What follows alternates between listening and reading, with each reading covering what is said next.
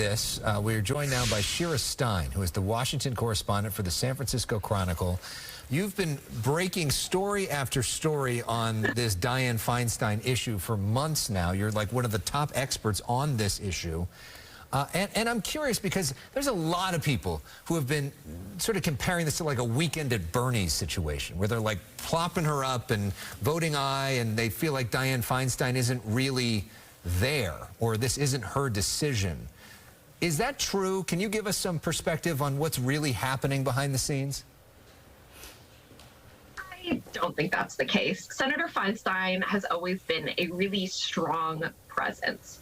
Even as her mental acuity has changed in recent years, there are still very much pieces of her that are just exactly like the old Dianne Feinstein, making her own decisions and not listening to anyone else, even if they're pressuring her to do something.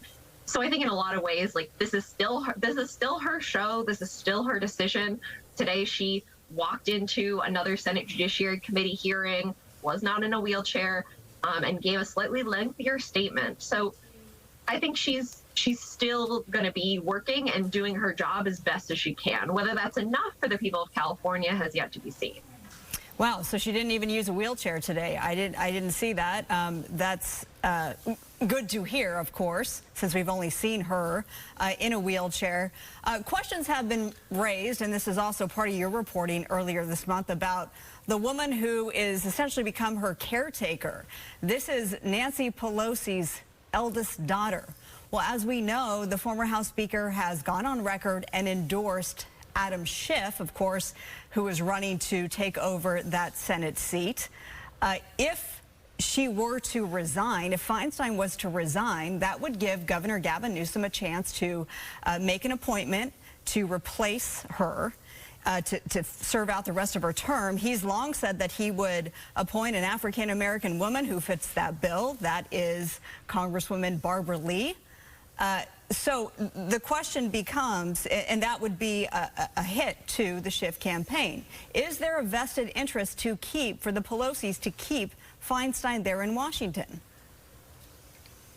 There is a vested interest, but I don't think that is the reason why Nancy Corinne Prouda, Nancy Pelosi's eldest daughter, is helping Senator Feinstein. The two of them have been friends for 40 years. The Pelosis and the Feinsteins have been very close together, families, for many, many years. I mean, the two of them were two very rare women politicians in Washington.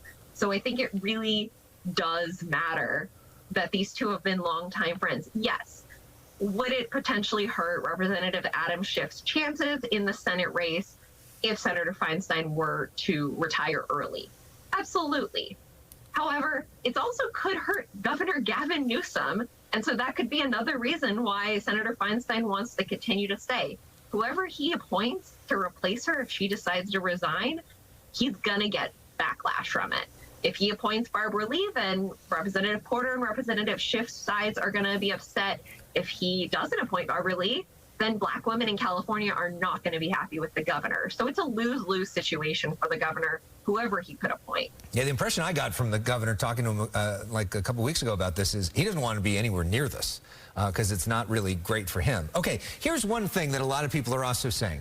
If she resigns, what happens to her seat on the Judiciary Committee? Because we know these days, basically, all Democrats in the Senate are able to do is confirm judges. The Judiciary Committee, which is where Feinstein's on, is where that action happens. If Dianne Feinstein is out, do the Democrats still get to confirm their judges? So if she resigns from the Senate, Republicans can still block a Democrat from taking her seat on the Senate Judiciary Committee. A lot of people don't realize that. So the way that Senate rules work is that you have to have 60 votes to place someone on a committee. Typically, this is done under unanimous consent. It's not done by every single senator voting. However, in this case, we're not sure if Republican senators would allow it because it would be, in their view, allowing Democrats to confirm liberal judges. It also wouldn't necessarily go to a California senator who could replace Feinstein.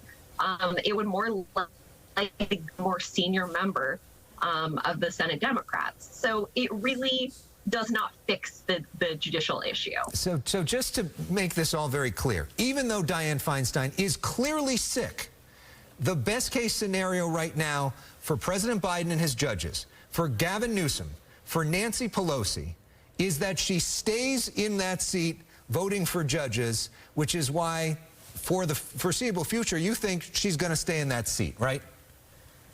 Yes, absolutely.